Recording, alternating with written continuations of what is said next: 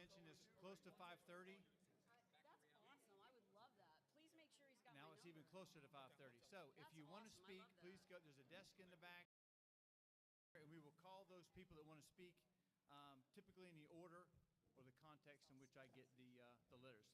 As a reminder, it's going to be about 30 minutes of public conversation, and each one will speak about 3 minutes. Now, we'll try to let you know it's close to 3 minutes.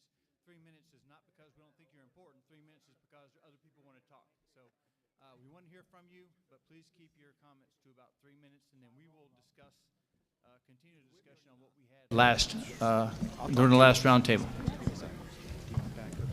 I can run down here. Thank you. Most people want to speak? Yes, sir.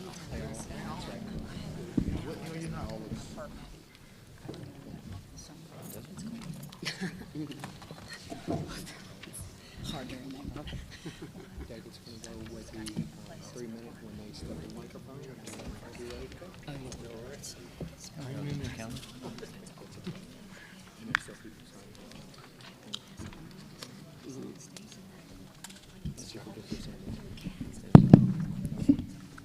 That's great. And it's close.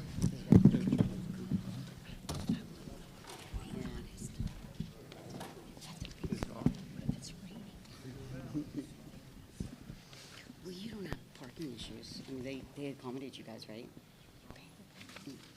Hassan's in there too, towards the front. All right, Sheriff. Okay. You're up. Good to see you. Thank you. Okay, it is 5:30, and to respect everyone's time, we'll go ahead and get started. Just again, one of the quick rules are, please be respectful. We will be respectful to you, and keep it to about 3 minutes. You don't have to take all 3 minutes, but if you have something to say and you can do so and willing to, come on up here to the podium, and you can have a conversation. If a member of the roundtable wants to follow up, then certainly we will allow that to take place. Just so you have an idea of what is going to happen after the 30 minutes or so, open mic session, then we will go around the table. We'll talk about what we discussed last time, and then we will talk about perhaps some success stories or where we've been since our last meeting. Before we get started, I want to go ahead and say a thank you to Escambia County.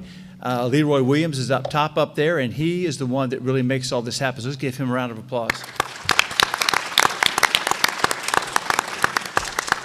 And to the members of the Board of County Commissioners in Escambia County, we have our county administrator here as well. This wouldn't be possible. We wouldn't be able to use this place if it weren't for their partnership. So that's why we're here for, is partnership. So we really appreciate that. So let's get started. The first speaker, Mr. Hassan Hills. After Hassan, it'll be T. Nettles. Good afternoon, everyone. First and foremost, I would like to say that in our urban community, dealing with young people ages 16 to 21, they're crying out for help. They're crying out to be given a second chance at life because of their upbringing and the communities that they've been in. So we need to figure out a way to where we can reach out to people that have a connection to them and provide a more excellent way. What is the more excellent way? Education, job opportunity, programs, mentorship. And the only way we're going to be able to see a difference if we start putting people in front of these young men that look like them and understand what they're going through. See, when you take somebody that's been through so much in the low-income, underserved, urban, high-crime community, you have to put somebody in front of them that made it out and doing good for themselves so they can say, well, hey, if he did it, then I can do it. So maybe we need to go around in the community and find those individuals in Warrenton, in Aries Boulevard, and Wedgewood, Addis Court, Martis Court, that can be an example and pull them together to pull their people together and come up with a solution to provide a more excellent way for them. Thank you, Mr. Hills.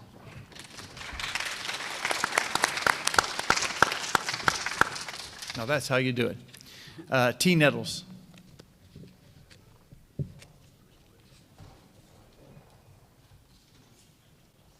Hello, my name is Tashara Nettles. I grew up right here in the Brownsville community.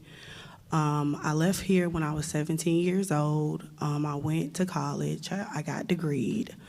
I went into the military, and then I came back home to repurpose and get redegreed again so that I could go into mental health to help my community here. All of that has happened in about 2 decades. I grew up right here on Green Street. And in those 2 decades, I have not seen one change in my community. We don't have access. A lot of the people in my communities suffer from substance abuse. They have lack of transportation. They have lack of access to things. Here at the community health clinic on Jackson Street, there's about a 3 to 4 month wait to see a therapist for people in low income communities. So one question I do have is, in these areas, do you see a correlation between the crime and the gun violence and mental health?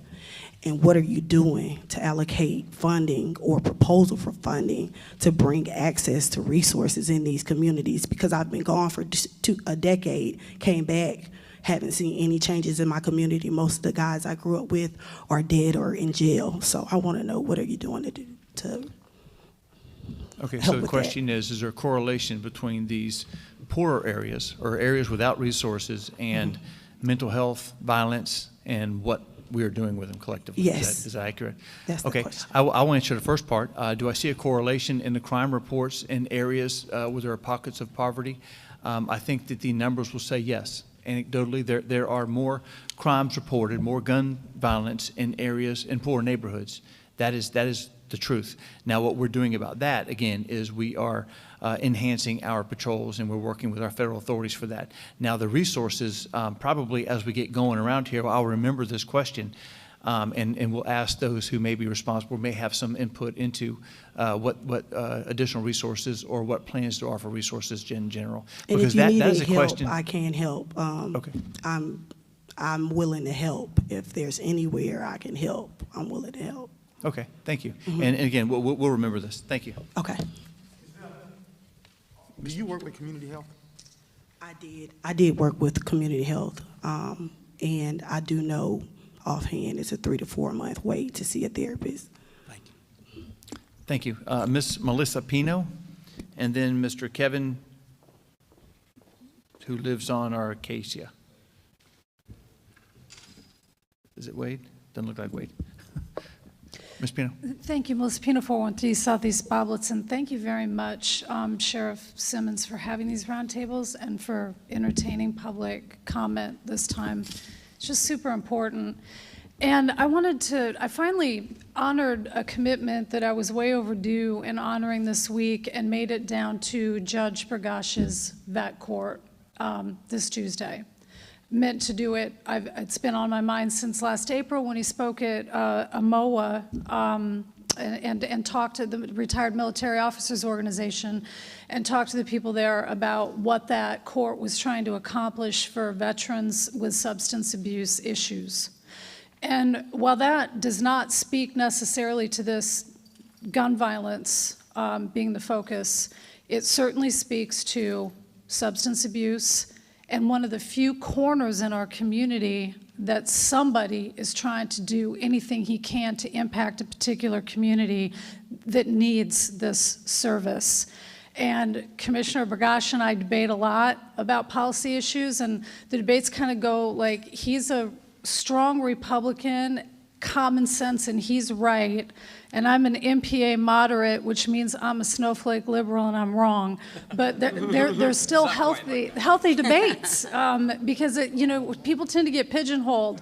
I'm strongly open carry. I'm strongly no permitless carry. I'm a Second Amendment's proponent. I am not a proponent of letting mentally ill 18-year-olds go into schools with assault rifles and blow kids away. So we need to have honest conversations about this. And, dry January, boy, that's a first world. You got to be of a certain income bracket to get to enjoy a dry January, right? And decide when you're going to take a break from it.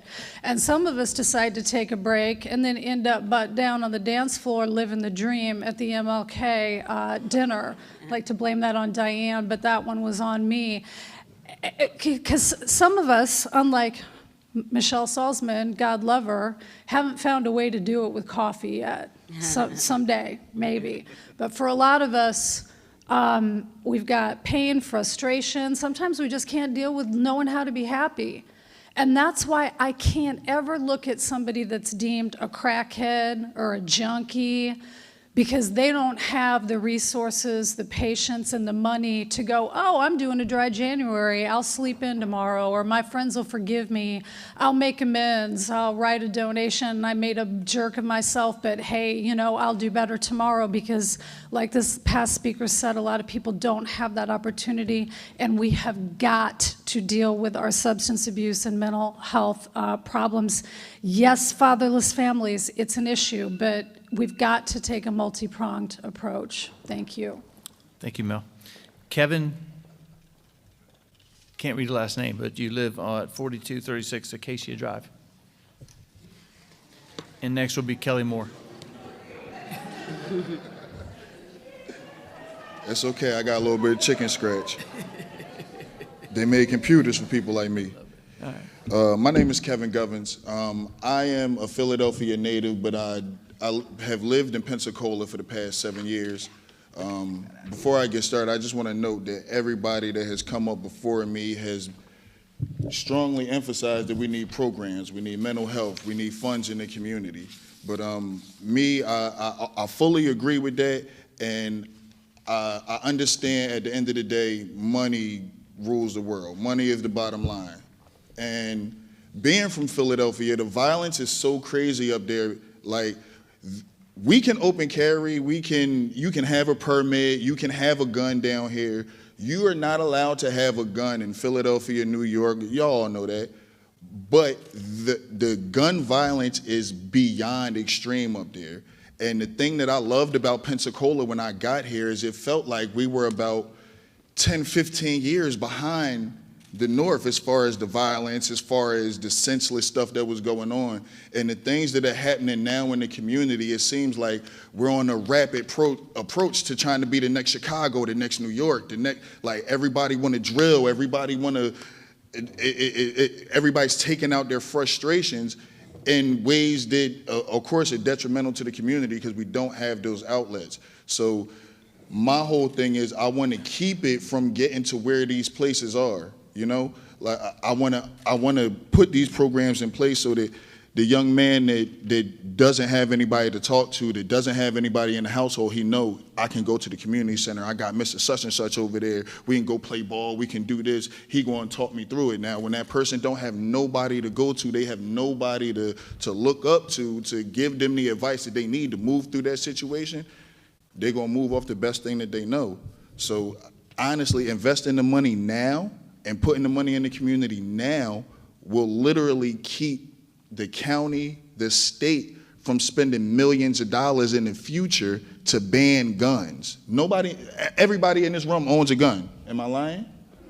Do you want to give your gun up? Do you want to lose your gun? If these problems keep happening in the community, we're going to lose our guns. We're going to pay money to lose our guns. So if we invest the money now, if we can put the money into places now that can affect the problems that's coming in the future, we can avoid our taxes going up. We can avoid the senseless deaths. It was 98 murders in a weekend in Philadelphia. We get thrown up. It's a violent weekend if 5 people get shot down here. So it's like I really want to. If we can qualm the 5 people, them 10 people from getting shot down here, we can put something in place to keep those people in line or get another outlet, a way for them to get some money. Because you've never seen somebody that has money going to somebody that has money. Kevin. If we all have it, we can get to it. Kevin, let me ask a question. What programs are you talking about? I'm talking about community reform. I'm talking about after-school programs for the kids, actual teams. Like, I mean, I got 2 little boys right now, and their school literally stopped doing basketball. So Right. it's like I'm scrambling to find a basketball program to put them in. So it's like if we had a plethora of programs that we could put these kids in, if we had things that we could fill their time with, then there's less time that they're going to look for 30-round drums and trying to be the next killer rapper that's not really a killer. Right. Okay, now I appreciate it. I think what you'll find is our discussion is going to center a lot about mentorship and after-school program. We did that last time, and we're going to talk about it. We just got to figure out which programs are the most effective and where to start from. So thank you very much. Yes, sir. Kelly Moore.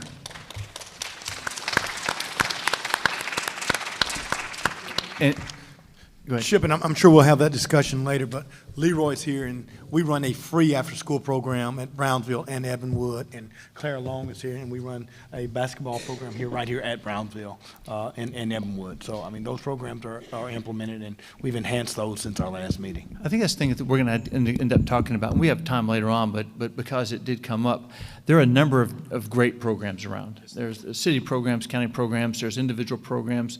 Our first speaker, Mr. Hills, has programs. We just have to decide if we're all going in the same direction, and so that there's resources that are available. Everyone knows what programs are available, and everyone's willing to go to those programs. Mr. Moore? I find it ironic that we're standing on a basketball court asking questions about basketball. Anyway, I digress. Ironic is we canceled basketball practice to have this meeting. That's serendipity. Hey, Lumen, I'll challenge you to a free throw shooting anytime you want.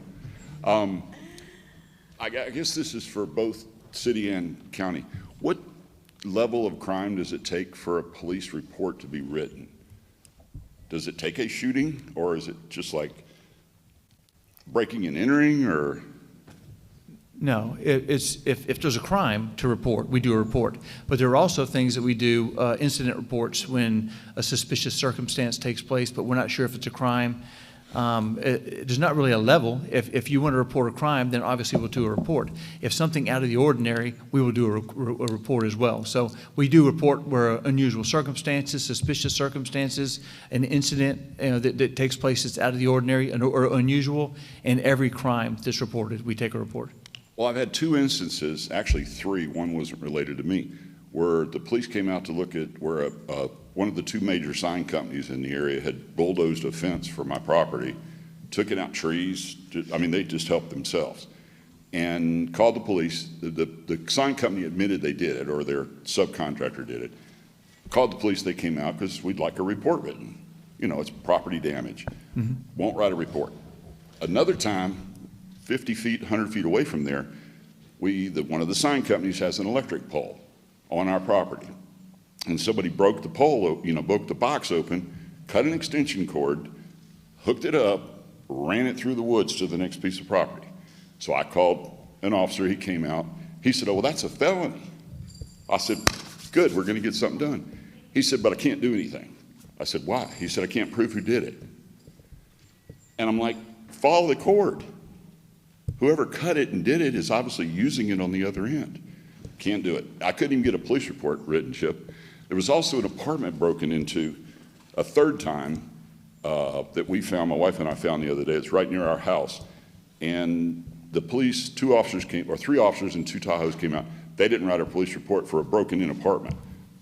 So I don't know what it takes to get a police report. Yeah, I'm sure there's probably more to it on our end. If you can give me a call, one of my people will call, we can certainly find out those specifics. We'll have a CAD screen, and we'll find out why a report wasn't done. Okay, thanks, Okay. Chip. You bet. Yeah, sir, I'll just add that sometimes, like the one incident you explained with the bulldozer and the construction company admitting to it, there's a thing with a criminal report, and then there's the civil matter as well. So something like that could have fell into the civil realm of things where, hey, it was an accident that happened, they admitted it, and then you work through it out through the civil process. So there was no criminal intent with that particular incident there. But if there's certain things that have happened that you didn't feel that were appropriately handled, please give us a call, and we will research it, because one, we have CAD information, we have body camera information, so we can go back and make sure we make things whole if we made a mistake. I would just thought something that an officer tells me is a felony should be written up. That was kind of my whole, We can look into it. Alicia Aaron, and then Deshaun McKenzie.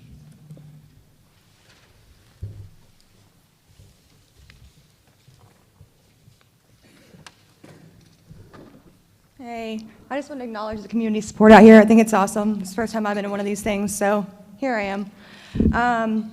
My first encounter with a gun in the streets, I would say, was having my son's father use it. He was a concealed weapons carrier, but he used it as an intimidation factor in dealing with our separation. So I want to say that it's not just about the programs. They're available.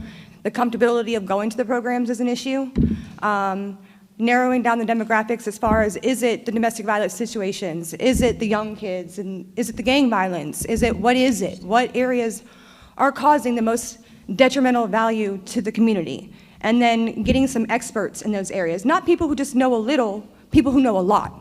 And I also recommend like having an officer on shift all the time that's like really well trained in domestic violence, because if we could fix the escalation factor in those situations, I feel like husbands wouldn't be killing girlfriends or hunting them down at gyms or going off crazy and holding them hostage in hotel rooms and things like that.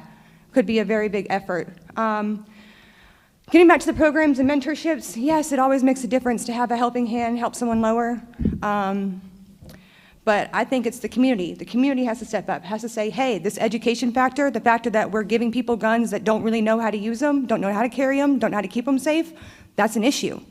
Not giving people their rights back when they've had them taken away. I know I'm at 11 years since I've had a felony, and I put in my petition for my gun rights. I haven't received them. How many of you out there don't have your gun rights, don't have your guns, and say, hey, I'm not even gonna try because it's not worth it. It's gonna be a 10, 20-year wait before I get through the application process.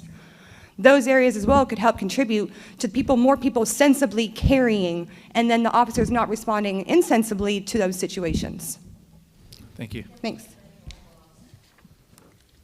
Red flag laws, I understand, okay? But it's situational. Like maybe someone is educated enough in that situation to hold a gun and something bad just happened that time and they mishandled it. Okay, they're gonna carry a red flag on them the next time someone's alerted, which kind of alters how they see the situation. You see what I'm saying? Ma'am. Okay, all right, Ma'am, here we go. I'm Representative Salzman. I don't know where you live, but you're welcome to reach out to your state representative with your application to get your rights back. And we have access to the legislative liaisons for the Clemency Board, and we can certainly reach out and find out what the holdup is. All right, I did it last year in September, so I'm very new at it. I'm only a little over a year deep in my application. I know there's people that's been 15 years waiting, so. You're welcome to reach out to your representative to find out I what have, the and I will holdup is. again. Thank you. Okay, thank you. Deshaun McKenzie, and then followed by Charlie Dial.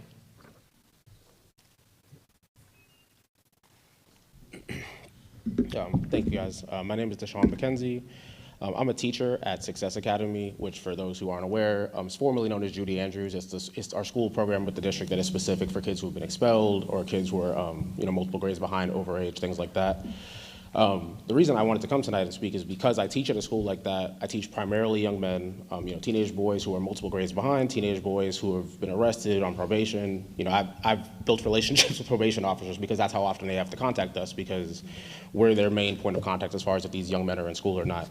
And I come to say that this is my 4th year teaching there. In the 4 years I've taught there, the common theme that I've found among kids who are involved in gun violence, kids who have been arrested, who are on probation, is poverty. I actually wanted to highlight something that Commissioner May said in the P&J article that was about this roundtable, which was, there's not middle-class black kids, there's not rich black kids killing each other. It's poor black kids in America killing poor folks. And I think that while community programs are important, and I would never advocate against them, of course, like we need to invest the money and the time into those things, fundamentally those are all just gonna be Band-Aids to a larger issue of poverty. And like Sheriff Simmons said earlier, anecdotally, there's a connection between poverty and violence. But there is statistical evidence nationwide, going back a century, that poor neighborhoods have higher rates of violence. When it was knives, then it was guns, now it's assault rifles. It doesn't matter what the level of weaponry is. The issue is that poor neighborhoods, poverty produces violence. Because when people are squeezed, when people are forced into, I live in Montclair near Truman Arms. When there's people who live in tight quarters, in high stress environments, when they're not sure where their next meals are going to come from, then people have a lack of dignity and they resort to what they see is going to take to keep them fed day to day. And as long as we invest in community programs, that can be a Band-Aid and they can catch some of the kids. My whole job is catching some of those kids, but kids still fall through the cracks. And community programs can catch kids falling through the cracks. But what's going to truly stop the issue is an investment in curbing poverty in these neighborhoods. There has to be an investment in infrastructure. These neighborhoods don't have sidewalks for people to walk to work. There has to be an investment in businesses that pay adequate wages. Another gas station that pays minimum wage is not going to lift anybody out of poverty no matter how many hours they work. I have students whose parents work 2 and 3 jobs, and they will continue to do that till the day they die. because they don't have access to infrastructure or jobs that pay adequate wages. These students don't see ways out outside of the military or running the streets because college is inaccessible to them cost-wise. So there's a lot of ways that as our city officials and county officials can actually invest in these young people and prevent poverty, which will then prevent violence. Affordable housing is another issue. I know we all know that's a huge issue in the city right now. We've actually, a few of us who were here with me have spent the last few months surveying neighborhoods about the rising cost of housing. And we found that we've gone from one neighborhood to the next and seen people who were saying that they have moved in with somebody else because they couldn't afford their rent, and now there's 2 families living in one place. Neighborhoods like Truman Arms have 2 and 3 families jammed together in a 2-bedroom apartment.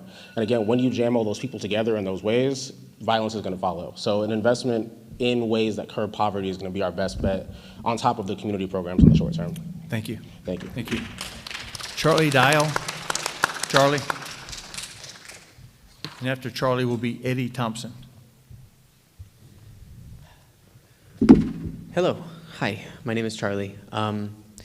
Much like Deshaun said, my main word of advice is that a preventative approach is needed.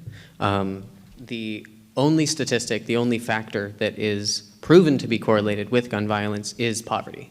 Not only personal poverty, but also underfunded communities in general. I lived in Myrtle Grove when I moved here, and the only thing I noticed about my neighbors there, talking to them, is that they are not more violent than anyone else I've ever met. They are more poor, and they are more bored. They don't have, like Kevin said, people are taking out frustrations because they don't have outlets. So the cause of gun violence is very clear. We don't really have to search for that. It is personal poverty and also structural poverty. So if you want to stop gun violence, pay teachers more. Give more money to schools in general. Like you said, after school activities. Not just stretching out public school funds and trying to create more after school activities. Give them more money. And the students and the people in the community will be less likely to be a part of gun violence. There are examples that we can point to. In Newark, New Jersey, there is a Newark Community Street Team. They do high-risk intervention, which the police also do. That means, surveying communities and looking for people who are at high risk to cause gun violence. The police go in and put them in jail, which I guess prevents gun violence, but that's not the best way. Organizations like Newark Community Street Team go in and talk to the people and ask them what is wrong with their life and what they can do and how community can come in, how other people can come in and support other people. From the team being founded in 2014, there was a study in 2019 showing that shootings were down 14% and homicides in general were down 26% in Newark. So there is an option. There are many options available that are very clear to us. It is community outreach. It is giving money and giving resources to people that are already in the communities that want to help prevent gun violence. Because, like you all know, there are not very many crimes that police actually prevent. Majority of crimes, police come in after and investigate and prosecute and whatever. So, police are not able to prevent gun violence. Increasing your police presence in communities does not prevent gun violence. It is proven many, many times that increasing police presence does not prevent gun violence. Community outreach and giving money to people, the government, the city government allocating funds and creating groups to be in those communities and talk to people is the only way. Okay, thank you, thank you. Thank you. I think what you're going to find out is we don't all have to agree with the comments that are made here. I obviously am one that if we increase our patrols and we take the bad guys and the guns off the street, those particular people will not be involved in gun violence for a period of time. So while I agree with much of what you said, I think that there's got to be a multi-pronged approach to all these things. So, but thank you. Eddie Thompson. Good evening, everyone. How are you? All right. First of all, I'd like to thank each and every one of you for being here and hearing the concerns of your citizens.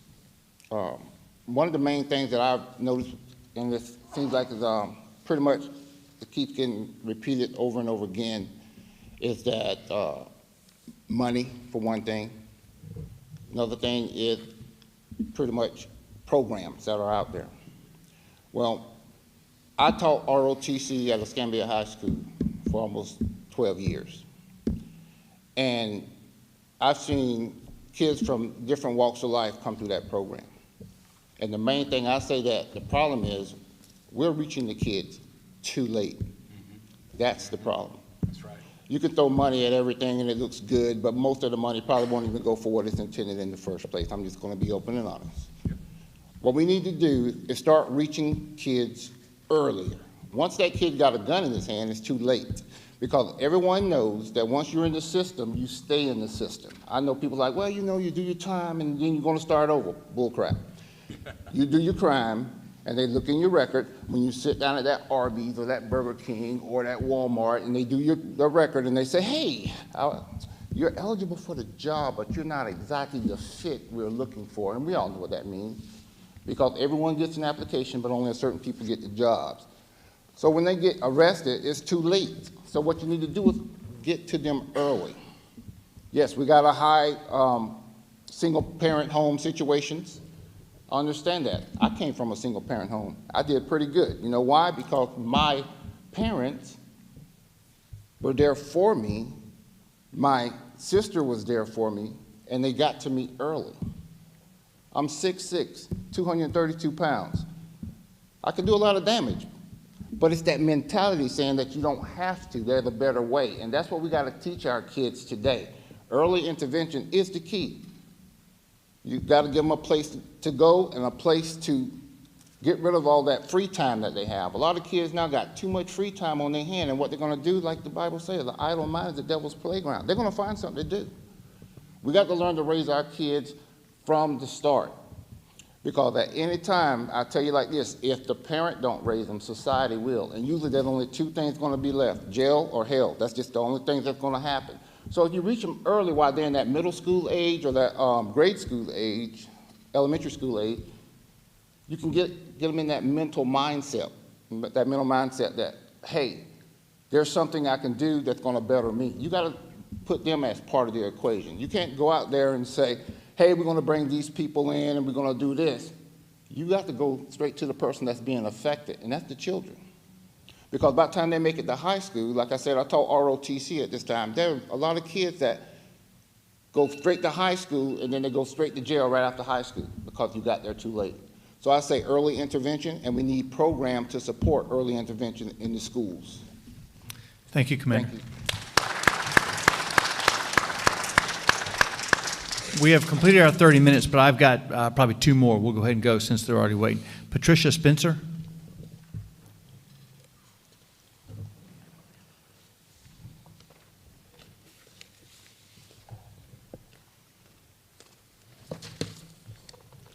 And then Gay Red. Good evening. I'm probably one of the older members of this group, so I've seen a lot. I would like to suggest that we talk about gun violence, and gun violence is the issue.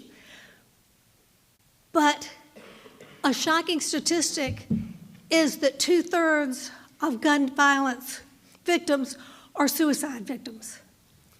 And of the attempts at suicide with a gun, 99% are successful. Mental health is an issue that we are sorely lacking personnel. But there are programs in effect.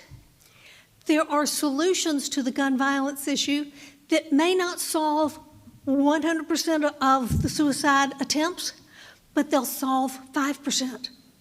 And if we find 20 solutions that each solve 5%, we got it. There are programs like red flag laws that may or may not solve a mass shooting. But mass shootings are like 3 to 5% of the deaths in America, where suicide is 66%. If we save one decorated veteran or one teenager that could go forward and go to college and solve the cancer issue. You know, I'd say that's money well spent. Let's look at the programs that are out there. If they don't solve everything, they'll solve some. Let's try some of these programs. Red flag laws work in some cases. If they work in the case that is your next door neighbor or your son, that's a win. Don't ignore a solution just because it won't solve everything. Look at all the solutions and let's see what we can do to bring down the entirely too high gun violence rate in Pensacola. Thank you. Thank you. Our last speaker for this session is Gay Red.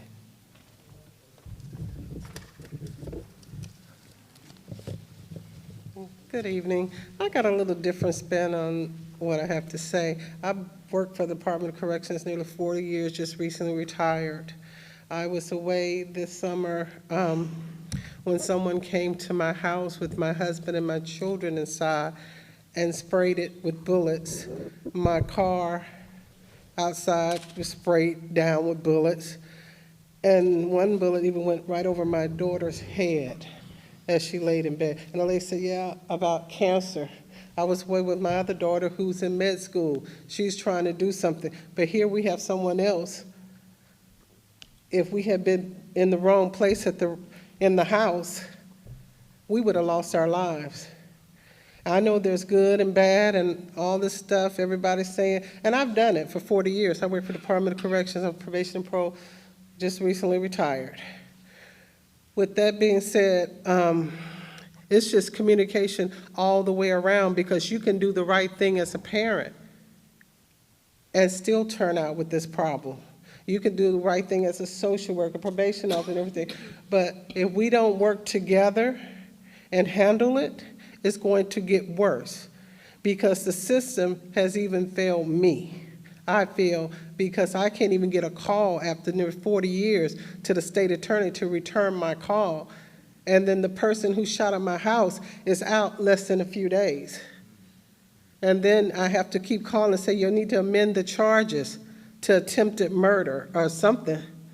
Do something. And then when it finally happens, he goes in and bond out right back. So my family, who's trying to do the right thing, my daughters, they can't even live safely in their own home. They feel afraid to go out at night to even take their garbage out, to even go to do the nice shit at the hospital. So I see both sides. I've been around people who did criminal acts. That's what I did for a living. But we have to understand, if we don't start taking responsibility, if everybody plays a role in it, the police do what they need to do, the state attorney do what they need to do, the community do what they need to do, the parents. You just can't say one person. Everybody plays a role in this. Because if, like I said, if we don't all stand up and be responsible, it's never going to stop. And I don't think it's a cure, one cure fits all. Because the person that came to our house was my stepson. So, and he didn't come from a broken home. He didn't come from somewhere he wasn't educated. He had two educated parents, 3 including me, a stepmom, educated people that worked in the school system. My husband is a retired principal. So we've served the community and we've done all the things right. So what I'm trying to tell you, we don't work together, it's never going to end. There's no miracle one pill cure for any of this. And it all starts at the house, but when they leave the house and when drugs look better to them, getting out here and selling drugs and making fast living, that's really attractive. No one's brought that up, but that's where most of the gun violence starts. Let's just don't act like these just innocent people who all of a sudden they won't get a gun. They got a gun because they're out here doing drugs, selling drugs, and doing other things. It's violence behind that. And violence, when you're faced at looking at losing your life or your family life, it puts a different spin on it. Until they come to your house and shoot it up, or till you're facing in front of a gun, it's a whole different spin. So it takes the whole community, not just one part, not just the teacher. You can't take it to the teacher and put it on their back. They barely make enough money to buy a car. So what are you looking for them to change? I mean, the classrooms are oversized, even with 20 kids. So with that, that's just what I need to say. Thank you very much. If you don't mind, Sheriff, if you would, before you leave tonight, just provide me the information, some names, and I will see that you get a return phone call. Yes, and that brings us to the next section. I do want to just briefly, just some of the commonalities of what we just heard. A lot of people are talking about programs. A lot of people are talking about poverty. But it's not a sure thing, because as we just heard, some people are not poor, some people are doing drugs, and that's what causes them to do it. So I think if we keep in mind that there is no magic solution to this. If there were, New York and Philadelphia and all of them would have it as well. In fact, we're a lot better off than most of those. So what I'm going to do is I'm going to announce our roundtable, and then we will go back again with where we have been since our last meeting. So with us, I'm proud to have, first of all, I'm glad you all were here. I think that we have more here this time than there were last time, and I really appreciate the opportunity to allow you all to come and speak. We missed out on about 4 or 5 of them, but we have to get moving and be respectful of everyone's time. So we have Council Presidents of the City of Pensacola, Delarian Wiggins, with us. We have our Chairman of the Board, Commissioner Lumen May, with us. We have Commissioner Mike Kohler with us. We have Commissioner Robert Bender with us. We have Chief of Police Eric Randall with us. We have our County Administrator Wes Marino with us. We have our school board member Kevin Adams with us. We have the pastor Lonnie Wesley with us, and we appreciate you being here. Dr. Michael Roberts, he was going to be a little bit late, and we told him we'd hold a spot for him, so when he shows up, we'll hear from him. We have our State Representative Michelle Salzman, and we have our State Attorney, Ms. Ginger Bowden Madden. We have Commissioner Jeff Burgash with us as well. And you probably know me. I'm Sheriff Chip Simmons for Escambia County. So if you recall, last time we had a meeting, there's a couple of things that we discussed, and I'm just going to briefly just mention some of those. We discussed single-parent households. We discussed poverty. We discussed mentorship. We discussed designated areas for, maybe an incubator type thing. We discussed that. We talked about Parent University. These are some of the things that, as we started to talk about an hour or so into it, we kind of settled on some topics. What I'd like to do now, though, is go briefly around the room. What have we done since the last meeting? If you have some success stories, please be brief, because we have a lot to talk about. But if you have success stories, then please mention those now. I will tell you, the last time I talked a little bit about some stats. I'm happy to report that we haven't had a homicide since before Thanksgiving, which is pretty good for the number of people we have in our counties. But I will tell you that one is too many. One homicide is too many. One shooting is too many. But those things are working well. I'll get into a little bit later. We did talk a little bit about the Real-Time Crime Center. I'll talk a little bit about that later when we're talking solutions. I know some of the things that I'll talk about are also some of the things that Chief Randall will talk about, because we're partnering, with some of these things that we're doing. But we're still working on it, and we'll head into that a little bit sooner. So with that, I'll turn it over to Council President Delarian Wiggins. Thank you, Sheriff. I appreciate it.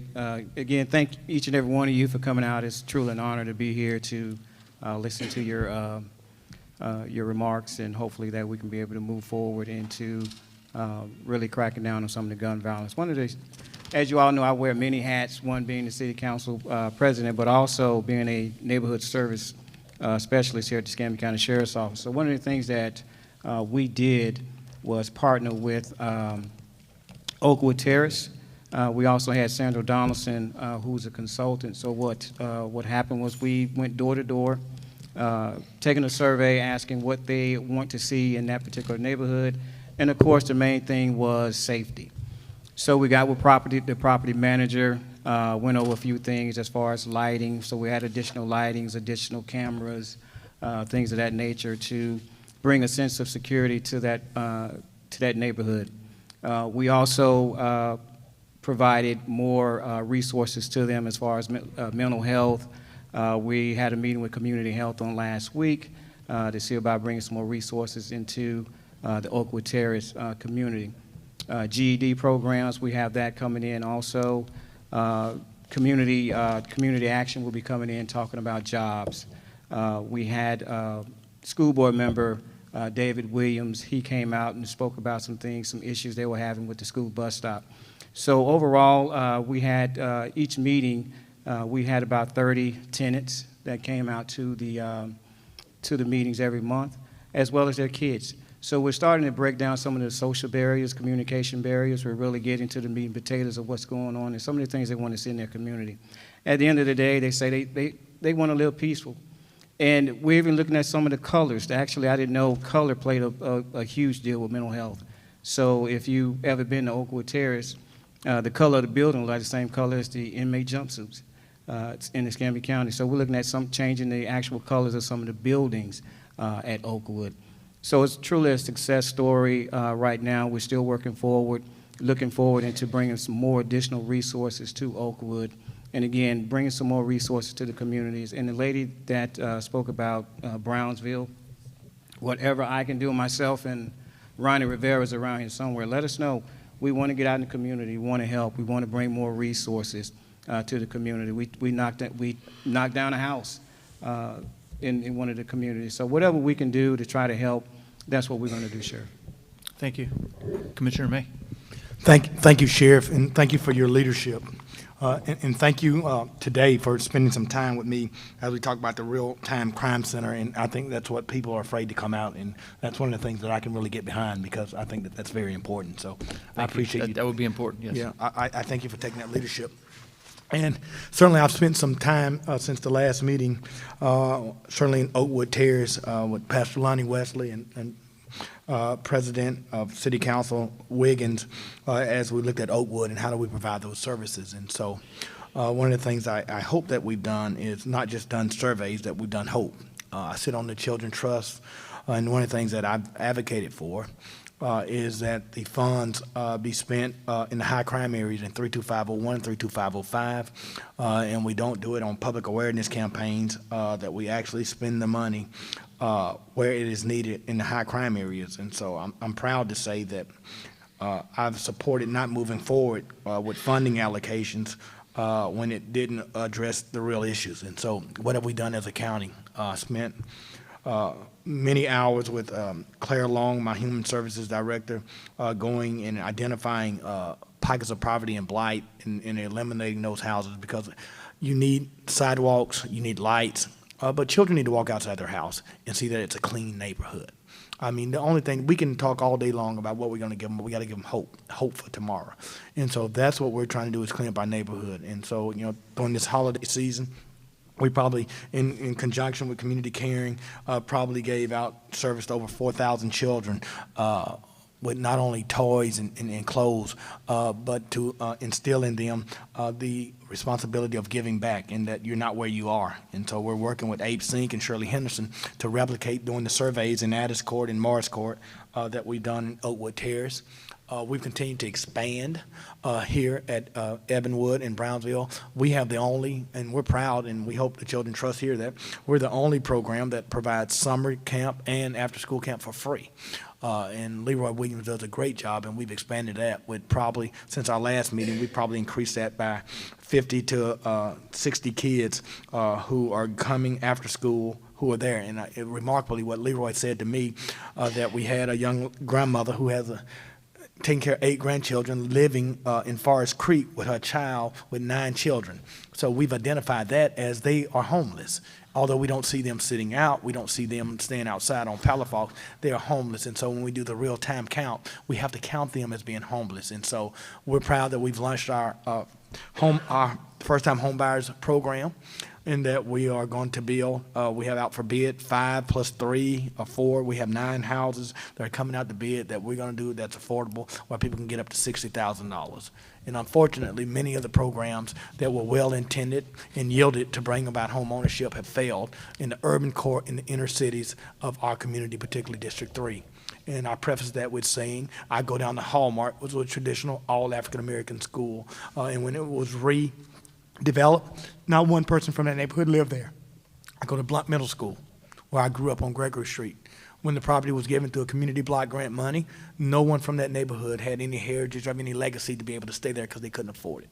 And then I can go to L.A. Kersey, where on Jackson Street, where people in a predominantly 100% African-American school, where people grew up on Jackson Street, and when it was redeveloped, the people that it was redeveloped for were no longer included.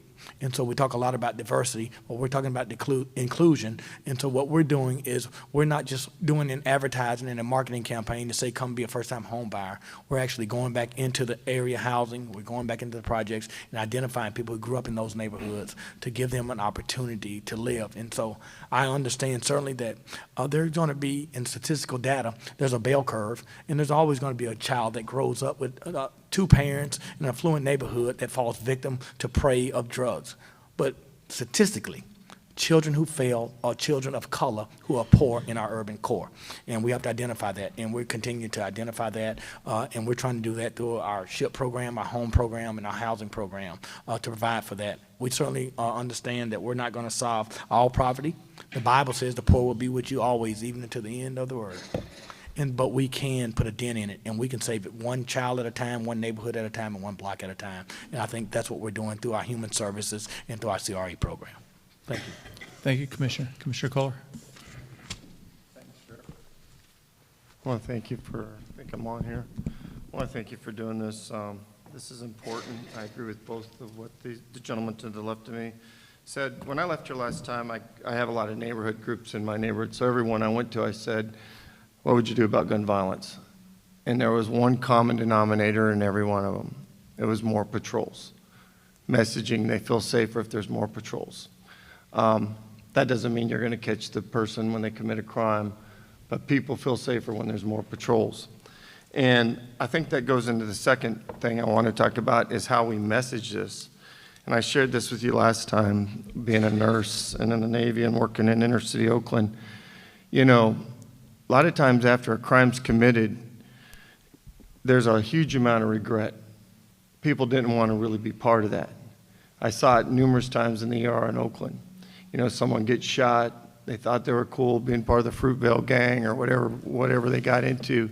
And then all of a sudden when they're dying, they have this reflection period like, what am I doing? We have to message us, is it worth it before they get in that situation? We do it with speed limit signs, we do it with all kinds of things, you do it with the baby. We need to message to these kids in some of these neighborhoods, it's not worth it. It's not worth it. So that's one of the things I'd like to say. I want to talk a little bit. Hassan was with me at one of the Beach Haven things, and there were 3 different people there that had been in trouble with the law. Most of us know Hassan's story. There was a woman that got in a toxic relationship, got in a little bit of trouble with crime, and another guy with substance abuse. All 3 of them had one common denominator to get out of it. You know what it was? They all became Christians and got faith. One was black, one was brown, one was white. The church has a huge role in trying to work with this to change the environment. And not one of those 3 people knew each other, and I know Hassan knows this story because he was there. But I definitely believe faith-based initiatives, integration with the black and white community is very important. What that one man said about Myrtle Grove, that's a very poor area, south of 57th, you all know it, Brownsville, some of the areas that I crossed with Lumen in. I definitely think sports at a young age, it's probably why I only got in a little bit of trouble before I went in the Navy. Sports are a good outlet for kids at a very young age. It doesn't have to be sports, it can be music programs. You look at the music program over at Warrington Middle, it's a lot of kids are involved in that, hobbies in general. And then I hear a lot about mental health, and I think I just need to explain a little bit about that. The problem, everyone talks about mental health. The problem with mental health is there's some guidelines to see a psychiatrist, psychologist, and there's not enough mental health people in the inventory. It took me over a year to get a psychiatrist in New Orleans. So we always talk about mental health. We need to develop the inventory for it, and then we can start dealing with it. Now, you can do a lot with group therapy, but intensive psychiatric or psychological therapy, you just don't have enough of those people out there. It's just a fact. So we need to invest in that. Maybe the state can throw some money to push more people into those fields, but I definitely agree that needs to happen. Thank you. Commissioner Bender. Thank you, Sheriff. I'm not going to say too much. I want talk about what we're going to do going forward. But of course, I appreciate the support from your office on some issues that we've had within our district, and meeting with constituents that we've done. And of course, that has really helped those neighborhoods.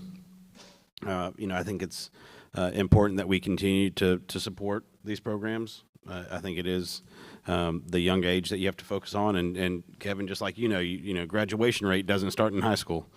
And so I think we need to continue those efforts. I think the Children's Trust is a great source that we can start to fund some of these things. But it's, I mean, personally, I think that was why the voters voted for it, was to help these younger age children get off the streets and do that, to have programs that they can go to.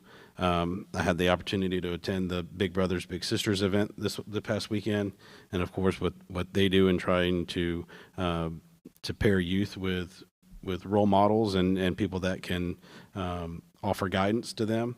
And so I'll be, of course, giving some money to them for their efforts. It was great hearing some of those stories, being with Michelle, and we had Alex Andrade, who was shown on a video with his little that has grown out of the system a little bit, and other members that were there. So, I appreciate the Sheriff's Department and their role. I do think it takes a presence, but I think you also have to have an outlet for the youth to go to. So I look forward to talking about solutions moving forward. Thank you. Chief Randall. Well, good evening. So since the last meeting and prior to the last meeting, we've been, took the notion of focus area. So our focus area for the city has been Addicts Court. We've had a great partnership with the Area House Commission, working with Abe and Shirley, and trying to get the message out and try to change the dynamic and improve the quality of life in the Addicts Court area, and not only just Addicts Court, the whole surrounding area. So some of the elements that we put in place was first doing a crime prevention through environmental design, full assessment, a full assessment of the area, dealing with lighting, the building structures, the environmental things such as trees, buildings, and things of that nature, to try to change the dynamic in the community to improve the visual effects that we talked about with such things as Delarian had talked about with colors. So we added new cameras in that area, increased the lighting, working with the city, trying to transition over from the standard sulfur lighting going to LED lighting, utilizing our codes enforcement to actually clean up the neighborhood, the surrounding neighborhood, and things of that nature. Making technology advancements. When we added the cameras, we did a new way of adding cameras. We didn't go with the standard cable coaxial drop line. We created a wireless mesh mode framework, which it creates the ability for us in future to be able to expand that capability of cameras in the area.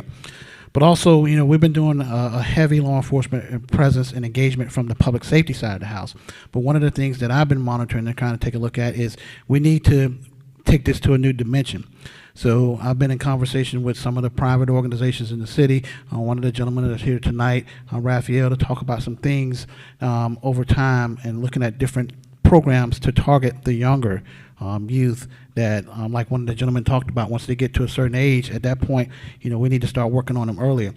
But I think it's important that there's not only one solution to this. There are multiple things that can come into play, but the collaboration from not only the public side of the house, the government side of the house, but the private side of the house as well.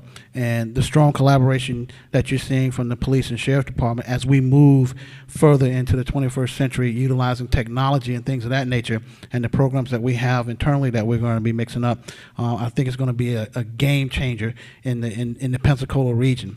But the key is we have got to continue to work together.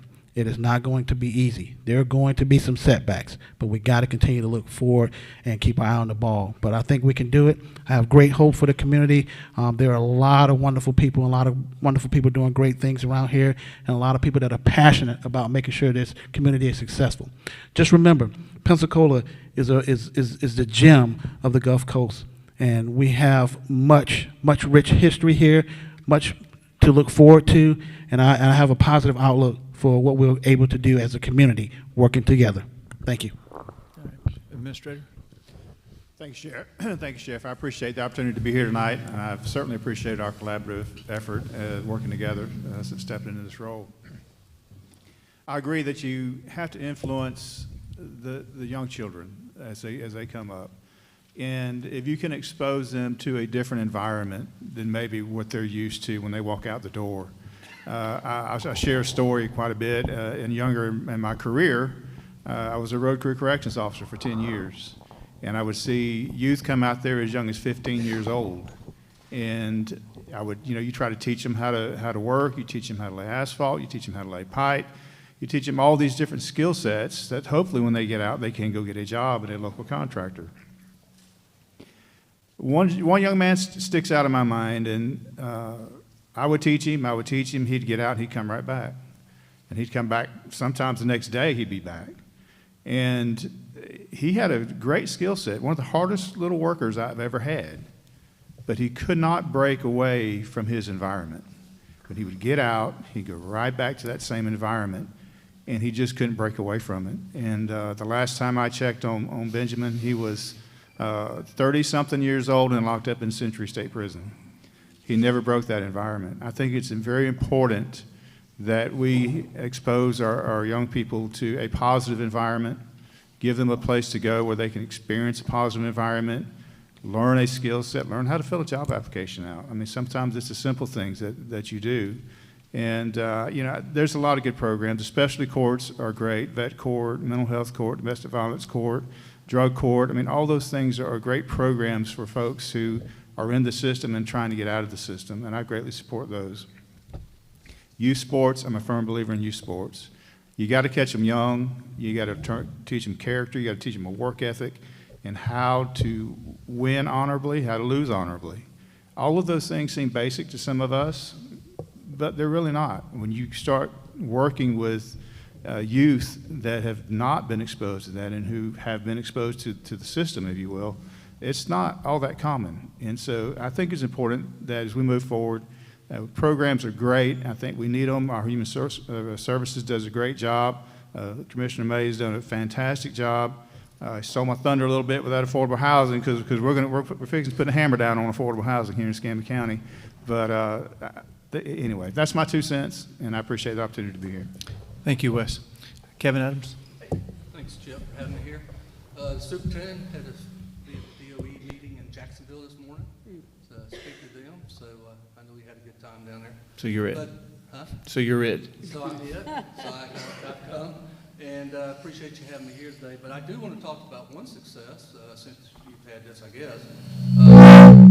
2 commissioners called me that's at this round table, and we pushed along a project, and that was a clinic at Pine Forest High School. Right.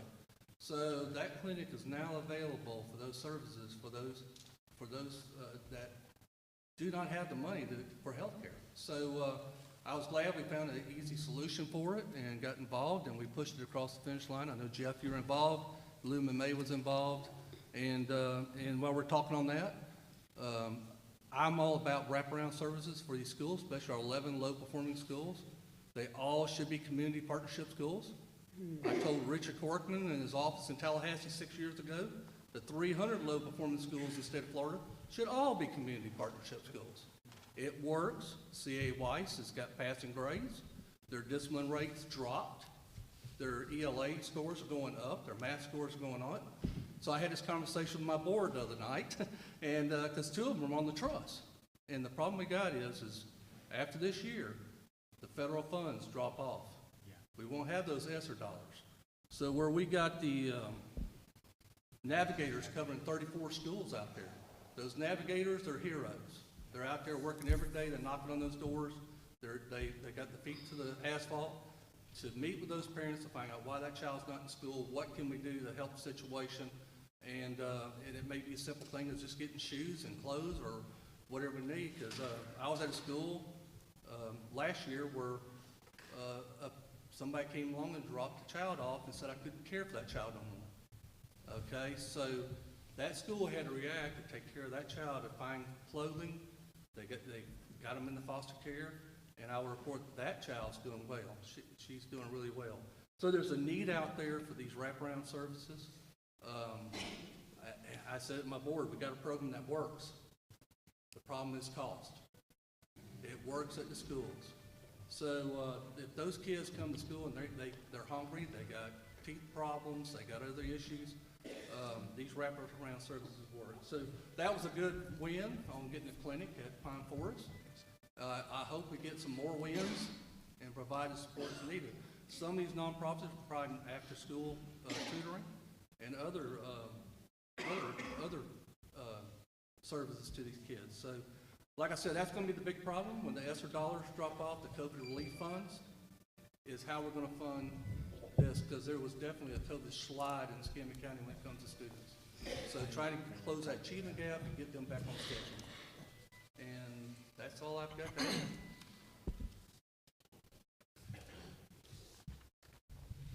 Thank you, Kevin. Reverend? Yeah, so I believe, of course, my vocation is quite different than those vocations represented around the table, but to still answer your question, it's important for me to lead by example. I wholeheartedly agree with Commissioner Kohler. Can you turn it up something? I believe it's very important what Commissioner Kohler said when it comes to faith-based. But I also have to remind us that we are the church. Those of us that claim church, we are the church. So it's important. We just got out of celebrating the life of Dr. Martin Luther King Jr. I was blessed to speak down at St. Joseph Catholic Church, and I was led to ask the question, how? How are we going to celebrate his life after the celebration of his life? After the lights and after the programs, after the parade, after the candy and the throws and the feel-goods, Monday through next year, what will each of us do to make sure that it's more than just a party? I think that's important when it comes to, for me, living by example when it comes to this subject. There are enough schools for enough of us to volunteer to make a difference in one child's life. Not talking against the programs, you know that. We need programs, we need the finance, we need the financing, we need all of that. That alone is not going to do it. Some of us know the importance of making a difference one child at a time at that age where it's most impactful. So, thank you. Thank you. Representative Salzman. Thank you.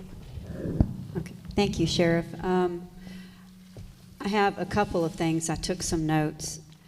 The first thing I want to address is the conversation of access to mental health care. It might just be me, but I feel eyes look at me every time I hear mental health, because we all know I have a mental health task force, a club of us that come together every few months and talk about what we can do.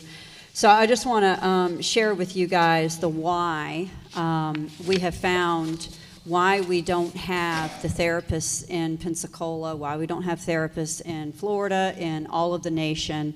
It is a healthcare crisis. It's a shortage of workers. It's the same shortage that you see in every industry. It's the same conversation. We need to pay our people more so that we're more competitive with this place or that place. So the state last year increased funding exponentially in the mental health arena so that we could provide the money and tools needed for services in our communities. And then now we're at another problem. We have the money, we have the chits, we have the openings, but we don't have the people to fill it fast enough. Why can't we fill those positions fast enough? We have a pipeline issue. So now the state is addressing as a whole, how do we get those people there faster? How do we fill these spots faster? We've got the money. I was just talking to Sean at Lakeview yesterday when I was getting ready to talk to the secretary about funding specifically for Pensacola. And he said, Michelle, I'm in a vicious circle. I've got all the money, I've got all the funding, I've got the opening, but I can't pay the bills because I don't have anybody to pay. I can't, you know. So here we are in this circle What we are doing right now is looking for out-of-the-box solutions to get people in the pipeline sooner. One of the things that we're trying to do at the state level is provide supplemental funding to a university in partnership with a hospital so that maybe the nurse or the doctor can go teach at the university for a year while getting supplemented the same amount of pay they might get paid if they stayed in the hospital and not lose their tenure. I know I'm getting into the weeds, but this is literally the problem. Like, everybody says we need more mental health care. It's not that simple. It's so hard to fix a problem that nobody wanted to talk about 2 years ago. This mental health crisis didn't show up because of COVID. It's been here. So now we're here in an exacerbated situation where we have the sheriff calling roundtables for gun violence. This isn't a problem from yesterday. This is a problem from years past. And finally, people are woke up and they're listening. And finally, people want to help. But it just takes time to get there. So from a state's perspective, we see it. We're even going to put even more funding this year towards it. I mean, we're trying everything we can. We're just throwing everything we can at the problem. We even have agencies talking to agencies, having interagency conversations. Just last week, we had the secretaries of Department of Health, ACA, DCF, all sitting at roundtables with your mayor and your sheriff and all these people and your chief of police talking about how can we get access to care for these people. So we're here, we're listening, and we're trying. But where are we at now in this community? So I just wanted to address that. Now we're back to Pensacola. I feel that I've heard a lot of the same thing from everybody without everybody actually saying it. I love how we went into Oakwood Terrace and Attucks Court. I love how we hear about the clinic opening up in Pine Forest. But you know what I didn't hear for the past 4 months, and Ginger and I were just talking, how long's it been since we met last? I never got a phone call about Oakwood Terrace. I never got a phone call about Attucks Court or about Pine Forest High School. And it's not that anybody owes me a phone call, but we're supposed to be an activity roundtable. We're supposed to be about action and not talk. And we're sitting here talking at each other again. What I'd like to see is all of us leaders come together, pick a spot. I don't care where. I don't care what the neighborhood is. Pick a neighborhood where we really need to invest, and we all should show up. And we don't do a one-off. I love what you did. That's exactly what we all need to be doing together. What you did in Oakwood Terrace, we all need to come together. I'll put my tennis shoes on. I'll go knock those doors.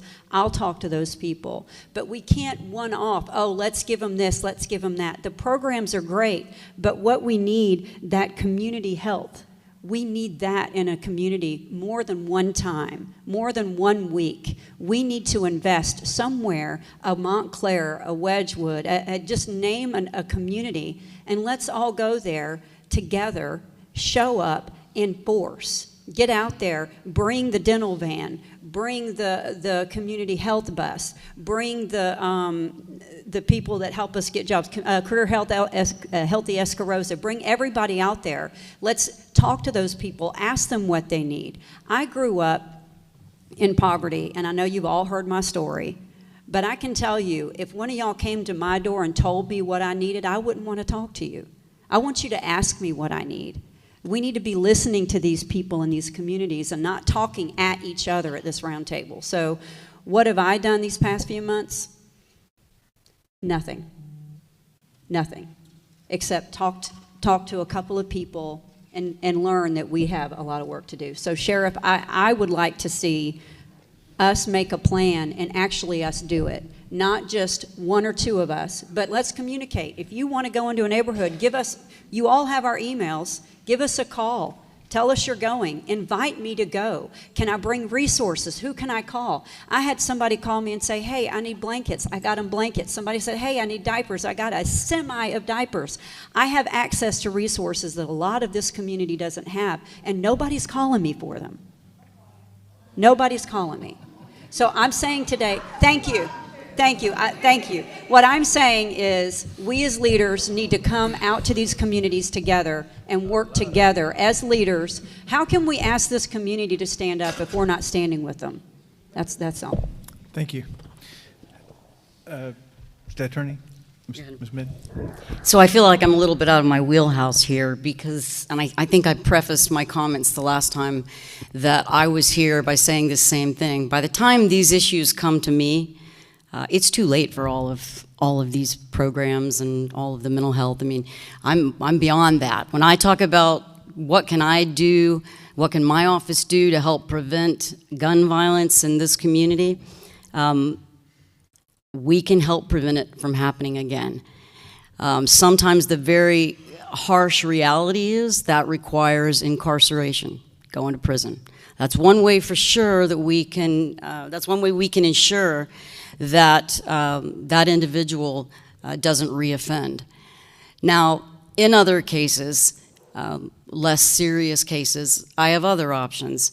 And that's where the lack of programs, mental health programs, substance abuse programs, that's where the lack is really important in my job because they're just not there. They're not available for our felony offenders. Very limited. Lakeview, I don't know if there's another other than Lakeview here locally for adults. With the juveniles, we take a very different approach. With the juveniles, we try really hard to make rehabilitation our top priority because as someone said earlier, once you're in the system, it's very hard to get out. You fall into that black hole and it's hard to overcome that criminal offense. So we do try to take a little bit different approach with our juveniles. However, when I've got juveniles and we've got juveniles, you know, that are swinging guns around town, shooting each other, it's just not that uncommon, and it's sad to see. And unfortunately, they end up in our adult system and end up incarcerated. So I wish that I could take into account and give greater weight to where these kids came from and what they've been through and what they need to turn their lives around and what I can do to redirect them. But really, my focus and my objective is to keep the communities safe. Now, how have we done that? What have I done in the last 4 months? A couple things came out of our last meeting, and I think it's really been very big in the news. I think these days is bond reform, bail reform. Well, I've had some very strong conversations with my staff about enhanced higher bonds for individuals who commit offenses with firearms. We prioritize our firearm offenses because firearms kill.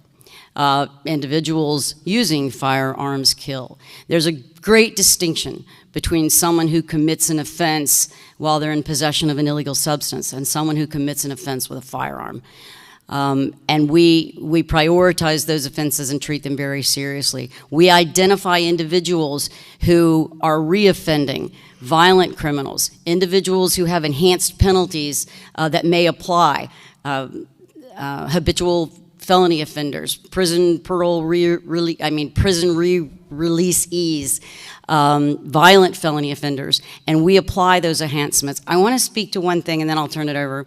But I want to follow up on one thing that Michelle said, and I think because of one of the comments that was made earlier about not getting returned phone calls and the way that a case was handled in the office. It is not only the mental health workers that we are seeing a great lack of in the workforce. It's a nationwide problem, and it crosses all industries, all organizations, and I can tell you we are in desperate need of good prosecutors to prosecute criminal cases. 2 years ago when I took office, we didn't have any money. Now we've got money, we don't have lawyers. And we can't get them to come to work because they can make a lot more money going into private practice, chasing ambulances than they can. But I want to assure you, and I make no excuses, I want to assure you, you have got a great group of prosecutors committed to protecting your safety in this office.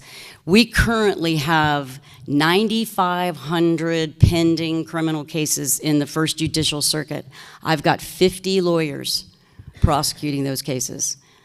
That is no excuse for not returning phone calls, because I also have a whole staff of victim advocates whose primary duty is to be the go-between between the lawyers and the victims.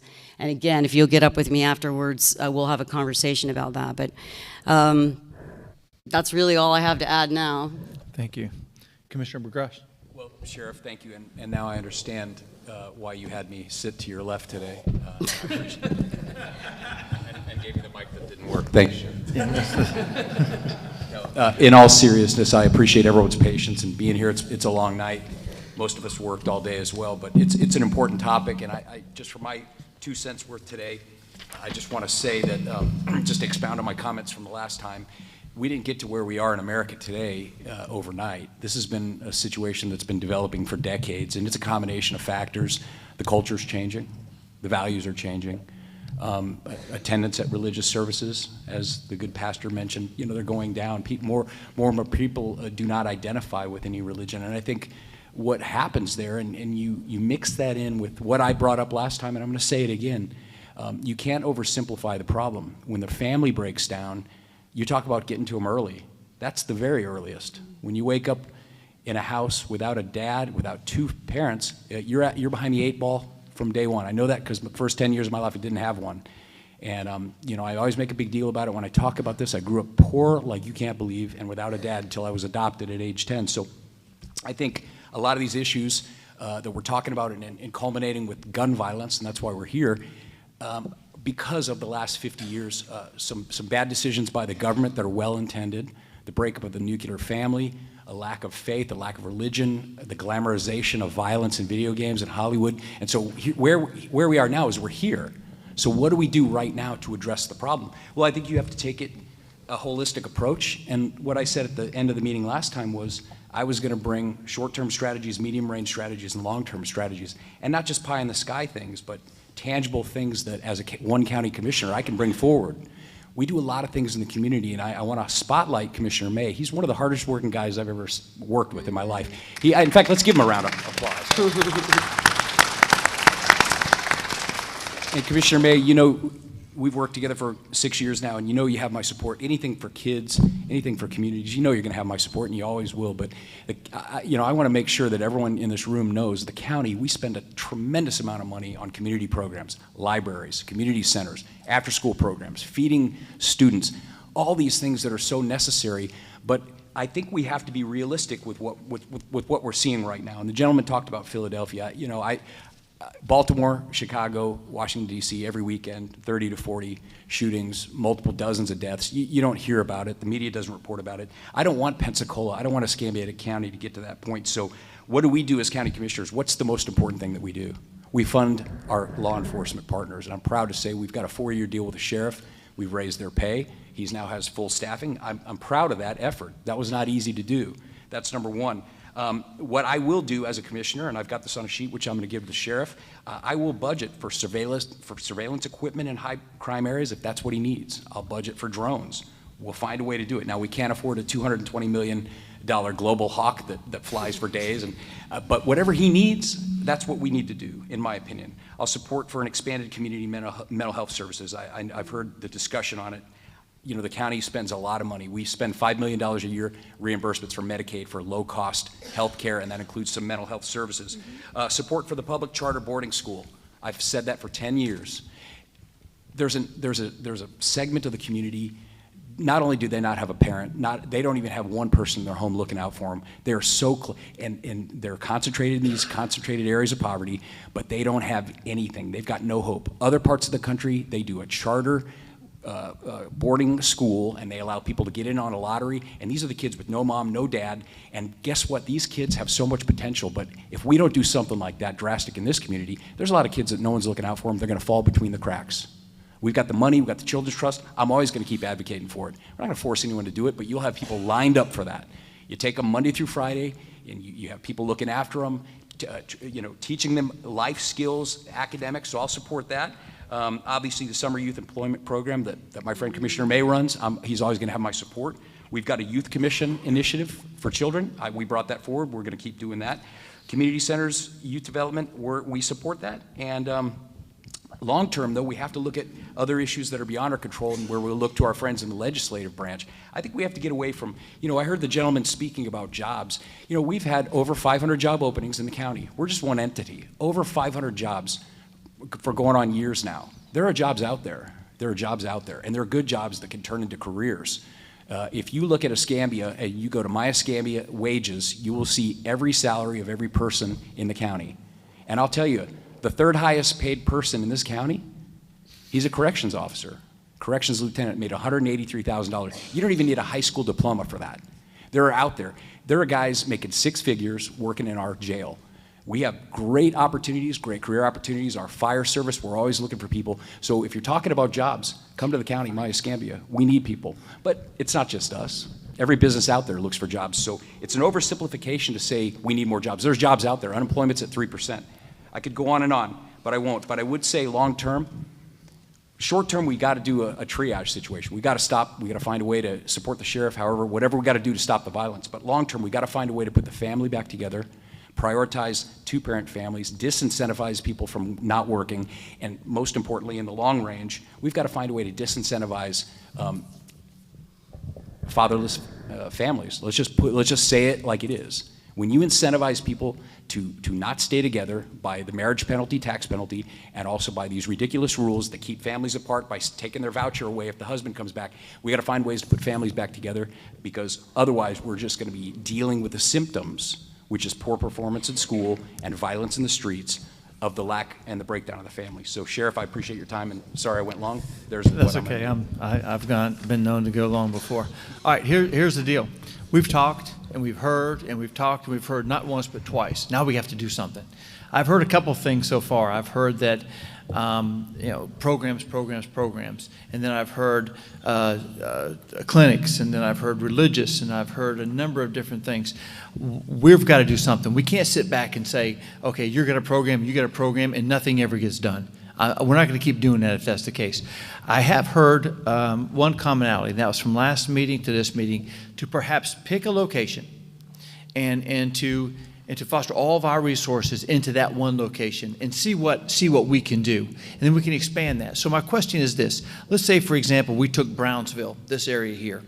I say that because it's between the city and the county. We can both use that synergy amongst both of these agencies, these governments, and we can actually do something. So if we can get the county, GIS or someone to isolate an area, we'll work on some of the crime stats. The city can work on some of the crime stats.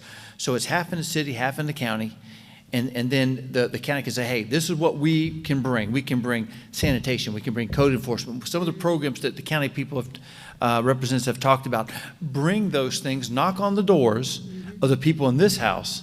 Let's talk about, because this is also, we talk about, we have resources right here, after school resources. Let's let them know what resources they have right here. We in law enforcement, I will get with Chief Randall and we'll talk about what we can do. We can do sweeps for drugs. We can help if there's neighborhood cleanups. We can do all of this stuff, all of these resources. Maybe there's an opportunity for a clinic in this area. I don't know.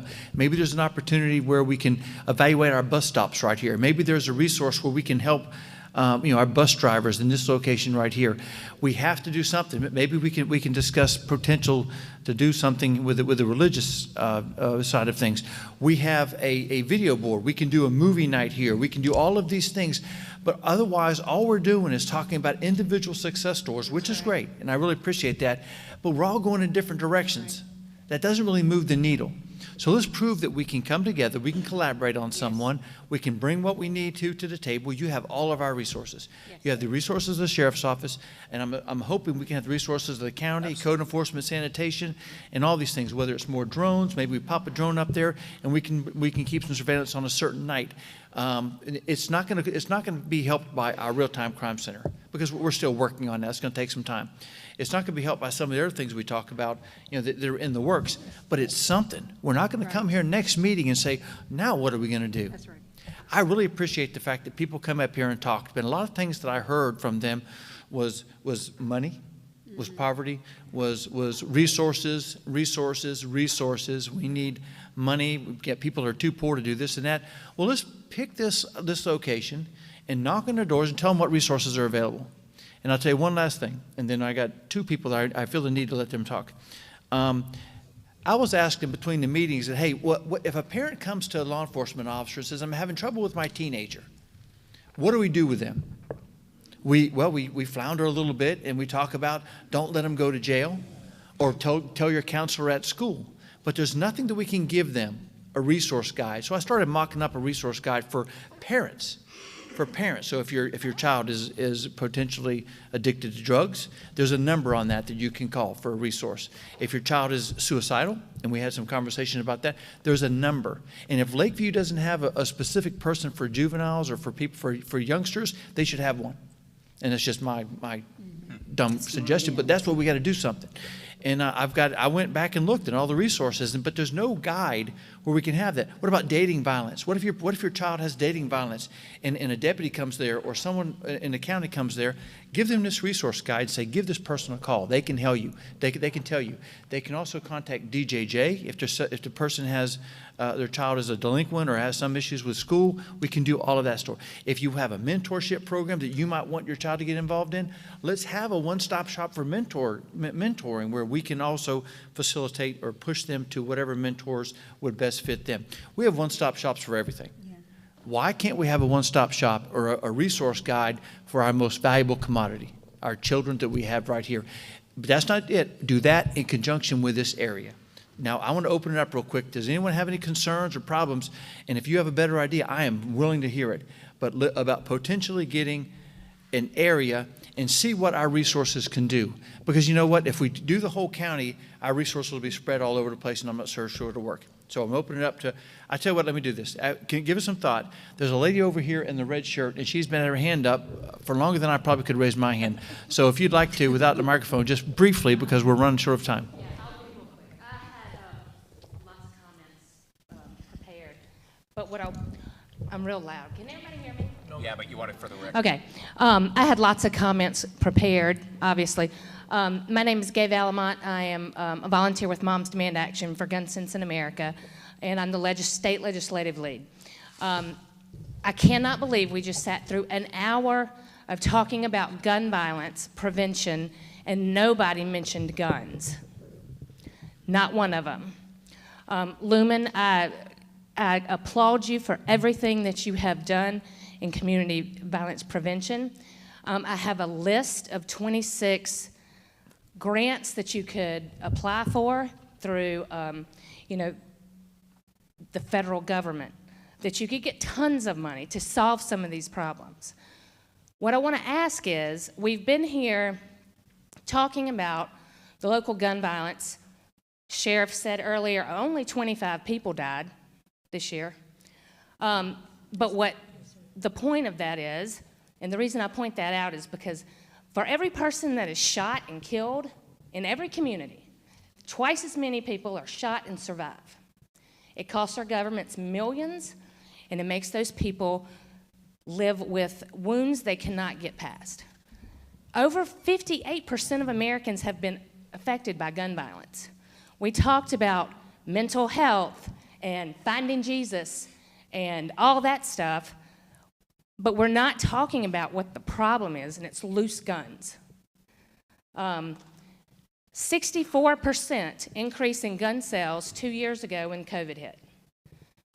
Most of those people are walking around and have never shot a gun.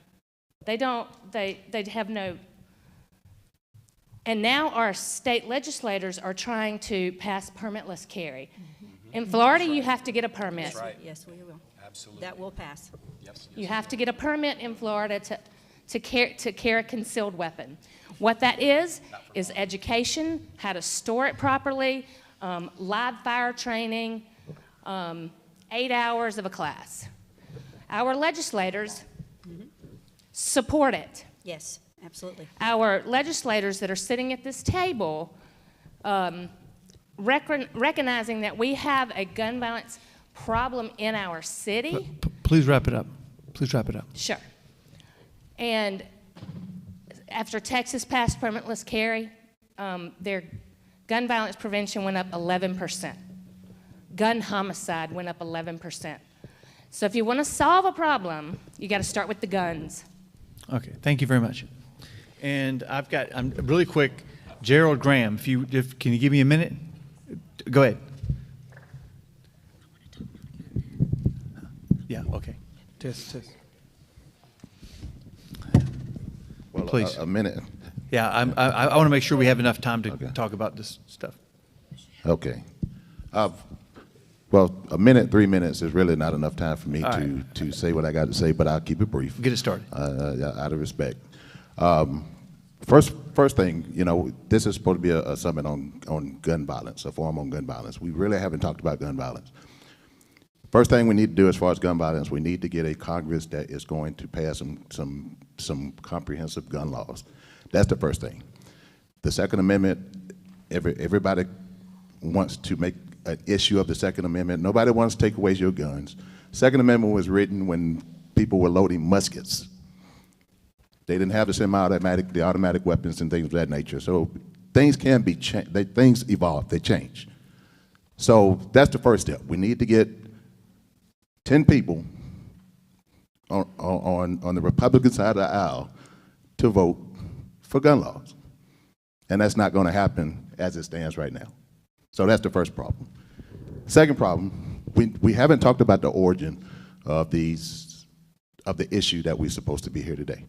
We have to get to the root of the problem, and that starts with the young people, the kids on up. We need to revamp our whole school system because our school system, the whole curriculum is set up for failure.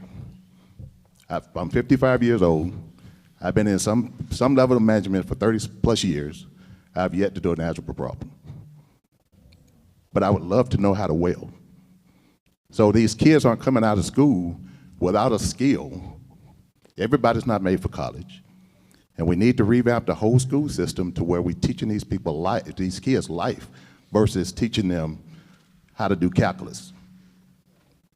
I still don't know what X equals. So, and I never had to use it. So, you know, to solve the problem, like I say, y'all know I can go on forever. But to keep it short, to solve this problem, we have to get to the origin. We have to get to these young people. We have to reach the older people with the mentality of not saying or doing anything about the violence. And until we do that, everything else for naught. All right, thank you. Thank you very much. I will say this. If we try to fix DC, if we try to fix Tallahassee right here, we won't get much done. What we need to worry about right now, in my opinion, is to concern ourselves with the neighborhoods in Escambia County. Because otherwise, we're going to continue to talk about politics, and we're going to talk about this and that, and 5 years from now, we'll be doing the same thing. Now, there are people that are dealing with all that, and if your energies are if you desire for your energies to be going towards that, please do that. That is certainly your right, and do that. But right now, everyone here, I take issue with the comment, no one's talking about gun violence. That's all we're talking about is gun violence.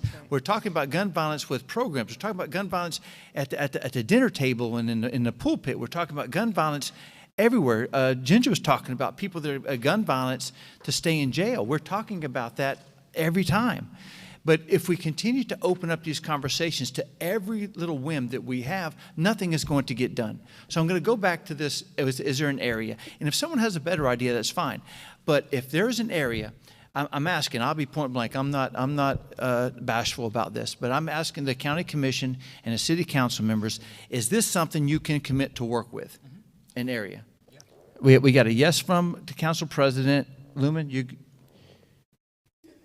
Absolutely. Let me say this, and we're all in. There have been millions and millions of dollars that have been spent on revitalizing Brownsville, which is the oldest historic neighborhood, from neighborhood cleanup. Well-intentioned, yielded few results. If we are going to really be real about it, we're all in. I mean, and so when people say individually, and Representative Sullivan is my dear friend, I've always learned that I can't wait on anybody else to make a difference in my community.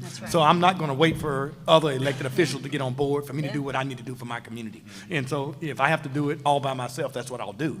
But I am all a part of the team, and we've already started the initiatives in Brownsville. When you look at the infrastructure, $7 million on sewer, the purchase of this building, the things that we've done, the housing programs that we've done. So I can't speak. I have 4 votes here. It's not an official meeting, but I'm going to speak for me. But we're all in for Brownsville and Addis Court. I mean, because I do believe that Brownsville is one of the most historic and one of the most diverse neighborhoods, one of the neighborhoods that people have utilized to say that they're going to make a difference that they hadn't. And so, yeah, we're all in. And Because so if I don't know Brownsville that is they've there- had a collective agreement with the decision makers, Yeah. to be Right. quite honest with you. Right. You know, you've got my commitment, we've got the Board of County Commission commitment, unless one of y'all two decide differently. I'm assuming that Eric can speak for the mayor, because he's not here, so I'd say yes. Well, the mayor's mom, his mama's here. So Yeah, I'm sure yeah, his his mama ma- can speak for him. Oh, yeah, his mom's here. What's Connie say? But See, Connie says Representative yes. Kohler and I both share Brownsville. So I'm I know 100% that's supportive of yeah, it. I Okay. think that's 2 votes. Okay. There's 3. Robert, you good? Eric, you good? Oh, we're all in from the police You're department. all right. Wes, can we get some commitment for sanitation and for code enforcement that can concentrate on Brownsville? Yeah, absolutely. I don't know if you remember some years ago, we did something very similar. Clean sweeps, yeah. Back when Lumen first came on the board, there was a huge initiative. Celebrate Brownsville. Yeah, from Pace to Cervantes, from Fairfield to Cervantes, Debbie to Pace. And we brought in multiple crews to do a deep cleaning and trash collection and running the grapple trucks. Of course, we were fully staffed at that time, but there is a strategy that can be implemented. You just pick a good, accomplishable geographic area, right? And then we can take care of that part, and then we can bring in community health. We can bring in the partners. Yeah, let's do come that. in Yes, and make a difference. And Wes, I mean, Chip, I would add, we've already partnered, this has been ground zero for vaccinations. It has been ground zero for COVID testing. I mean, I think it's public enough now to say that we purchased the Masonic Lodge. It's going to be the West Side Library. I mean, so there are a ton of investments that have already come from the county, and so we're ready to go. You can put a precinct in there? I'll get back to that. The school district, what can the school do in the Brownsville area? Well, I'm gonna tell you, as one of 5 board members, you have my full support, right? So I'll have to relay this to the superintendent. He don't even know I'm here tonight. I just support. Tell the superintendent this is what we want. If he don't like it, he should have showed up.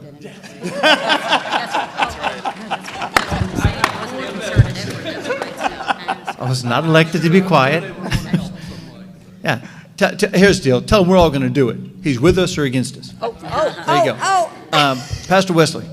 Absolutely. Help me out again.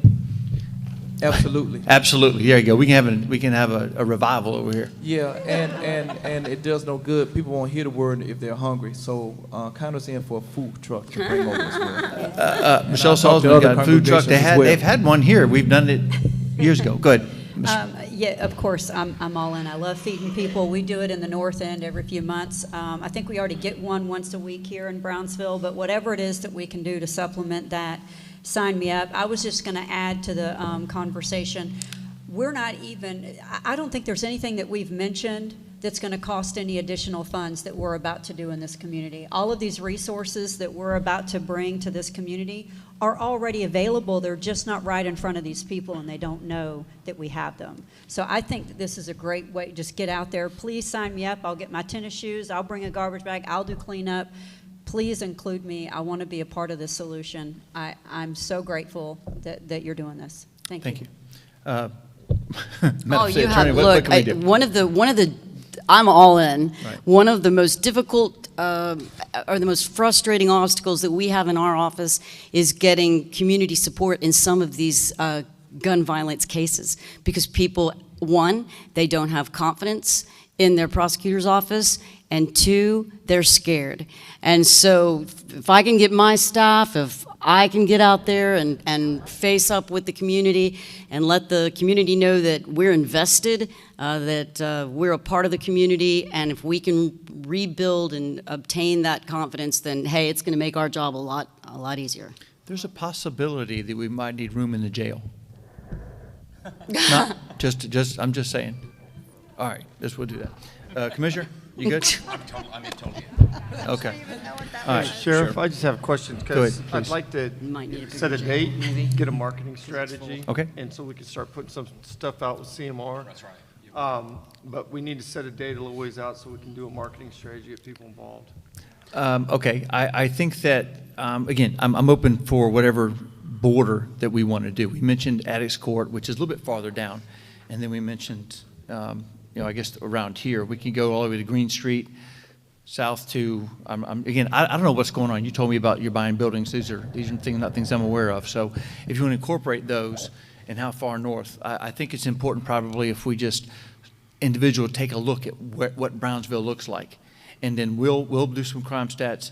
Eric can do some crime stats, and you guys can maybe do some, bus stop, take a look at, and then we can kind of figure out where we're at. But I'm thinking, a couple blocks north and a couple blocks south of Cervantes, probably from, I don't know, E to Green Street or something like that. Is that too big, too small? What y'all's thoughts on that? I mean, Sheriff, in my opinion, I mean, none of us get paid the big bucks, I mean, as elected official.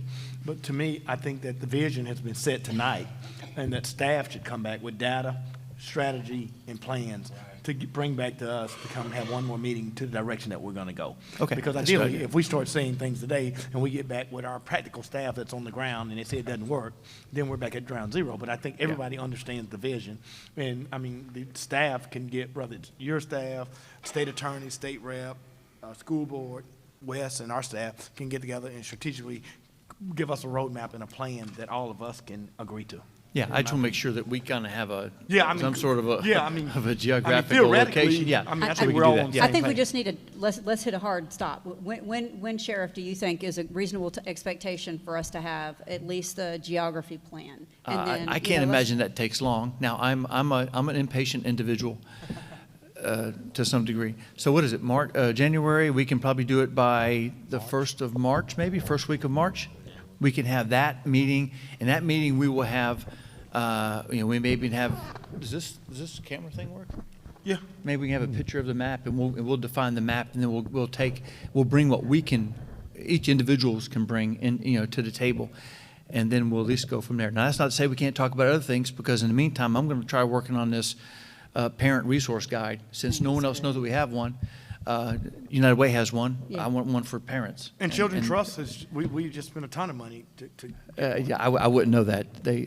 Children's They don't Trust. have- Children's they don't- Trust. they don't have didn't- private didn't meetings with come you to with tell it. you? They don't give you all the inside information? Children's Trust was. I thought they had private meetings with you to They tell you came what- to me and said, "Please do this." Oh, we were just kidding. So, okay. I thought they met with you private. It is 7:15, and I'm pretty much a stickler for timing for individuals. I want to say how much I appreciate everyone being here. I'm not saying that we're going to please everyone. I'm not saying that we took everyone's opinion because we ran out of some time. We'll be sticking around here for a few minutes, but I do want to say a special thank you to the members of the board because we have got to get something done. And you can't leave now. You're a member of this round table. You can't decide, oh my gosh, now I'm out of here and someone else is going to come. So probably the first week or so of March, we'll come back here and we'll have this area. Sounds great. Anything else from any of the board members? Thank you all very much. We are adjourned. Is there anything we need to do in the meantime? I think we're on the same page. You and I were.